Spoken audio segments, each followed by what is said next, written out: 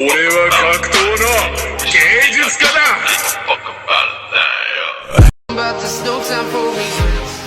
Dahulu kala, ada sebuah desa kecil yang beristirahat di wilayah selatan dari Tanah Fajar. Tepatnya desa tersebut berdiri kokoh di atas langit-langit dari istana kerajaan Monian Empire. Dengan adanya sumber mata air yang sangatlah bersih dan juga jernih, menjadikan desa ini menjadi terlihat sangatlah indah bagi setiap orang yang melihatnya.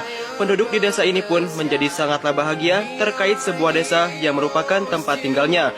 Mereka sangatlah antusias dan juga rajin bekerja, yaitu untuk mencari sumber kehidupan mereka setiap harinya. Siang dan malam, mereka para penduduk di desa tersebut keluar untuk mencari ikan secara bersama-sama. Namun di antara mereka semua, yaitu ada sosok seorang pria kuat dengan tubuh yang terlihat sangatlah kekar dan juga terlihat sangatlah besar.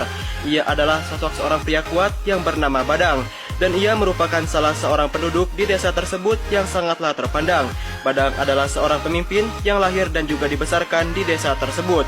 Tubuhnya yang besar dan juga kuat menjadikan ia menjadi sosok seorang kepercayaan yang dipercayai untuk menjaga dan juga mengawasi seluruh penduduk yang berada di desa.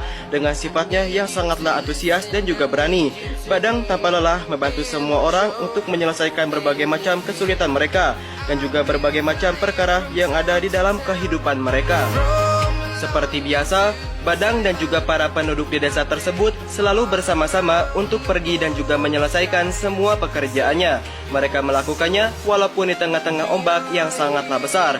Di sisi yang lain, mereka para penduduk di desa tersebut selalu bersama-sama mendatangi sungai-sungai untuk mencari ikan dan lalu menangkapnya. Dan hal ini mereka lakukan demi memenuhi kebutuhan hidupnya. Namun tak lama kemudian, suatu hal mengejutkan pun terjadi. Mereka para penduduk di desa tersebut bangun lebih awal setiap harinya, tidak lain dan juga tidak bukan hanya untuk menangkap ikan. Dan di malam harinya mereka kembali dengan tangan kosong alias tidak menghasilkan apapun yang mereka cari. Bahkan alat untuk memancingnya pun rusak. Semua orang kesal dan lantas mereka semua mengira bahwa itu semua adalah sebuah kutukan yang berasal dari monster air mistis. Ketika persediaan makanan mulai menipis, akhirnya Badang yang mengetahui hal tersebut. Dengan seketika itu juga, ia pun memutuskan untuk membantu mereka menemukan sumber kebenaran dari segala hal yang terjadi. Dikarenakan dirinya tidak percaya pada monster air tersebut, yang juga dibicarakan oleh semua orang sampai saat ini. Dengan segala kekuatan yang ia miliki, Badang bertekad untuk menuntaskan segala permasalahan tersebut dengan seorang diri. Pada keesokan harinya, Badang pergi memancing dengan datang ke sebuah sungai yang tak jauh dari desa tempat tinggalnya. Dan tak lama setelah itu, alangkah terkejutnya ia ketika ia melihat beberapa orang mati tergeletak dan juga tergelantung di tempat tersebut. Ia juga melihat ada sosok seorang bayi dengan kondisi yang sangatlah memprihatinkan. Badang mulai berpikir bahwa ini semua adalah perbuatan yang dilakukan oleh sosok seorang monster air yang dibicarakan oleh semua penduduk desa. Badang pun sontak menangis melihat situasi dan juga kejadian yang sangatlah mengerikan ini. Dan tak lama setelah itu, ia pun lantas dengan cepat membuat suatu perangkap atau juga disebut dengan sebuah jebakan ikan untuk menangkap sosok monster air mengerikan tersebut. Dan secara tiba-tiba, air sungai pun mulai bergulung dan nampaklah makhluk tersebut di samping jebakannya tersebut. Makhluk itu sangatlah besar, matanya yang berapi-api dengan membawa sebuah tongkat yang berada di genggamannya. Aksi Badang tersebut membuat makhluk tersebut keluar dari tempat tinggalnya dan secara cepat menghampirinya. Dan seketika itu juga mendekat ke arah dirinya, Badang pun sontak merasakan suatu hal yang sangatlah mengerikan. Telapak tangannya sontak berubah menjadi hitam dengan adanya jejak misterius yang terlihat sangatlah mengerikan.